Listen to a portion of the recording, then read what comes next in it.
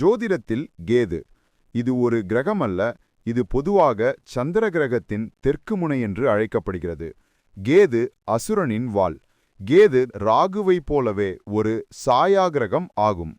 இது உலக புகழ் மற்றும் ஆசைகளில் ஆர்வம் காட்டாது. இது ராகுவுக்கு நேர் எதிரானது. இது ஞானத்தை மட்டுமே நாடும் மிகவும் ஆன்மீக கிரகம். இது அனைத்தும் பொருள் சார்ந்த விஷயங்களிலிருந்து பிரிவது பற்றியது. கேது தலையில்லாத கிரகம். நம் வாழ்க்கையில் மோட்சத்திற்கு கேது மட்டுமே கிரகமாக கருதப்படுகிறது. இது நமது கடந்த கால கர்மாக்களை பிரதிபலிக்கிறது. ராகு போல கேதுவுக்கும் சொந்த வீடு கிடையாது. தான் அமர்ந்த வீட்டையே சொந்த வீடாக எடுத்துக்கொள்ளும். ராகு உள்ள பண்புகள் அனைத்தும் கேதுவுக்கும் பொருந்தும்.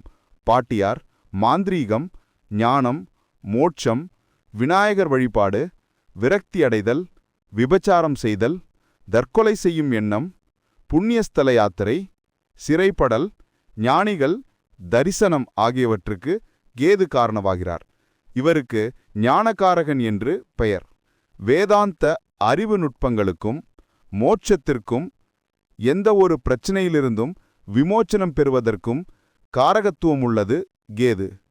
எளிமை, கடுமை இரண்டுக்கும் உடையதும் உலக பந்தங்களிலிருந்து விடுபட வைப்பதும் கேதுவே. வியாதியிலிருந்து நிவாரணம் தருவதும் பகைவரை முறியடிக்க செய்வதும் கேதுவே. கோபத்தில் நடைபெறும் தவறுகளுக்கும் கேதுவே காரணம். கேது செவ்வாய் கிரகத்தைப் போல நடந்து கொள்கிறார் என்று நம்பப்படுகிறது. கேதுவைப் போல கெடுப்பவன் இல்லை என்பது ஜோதிட பழமொழி.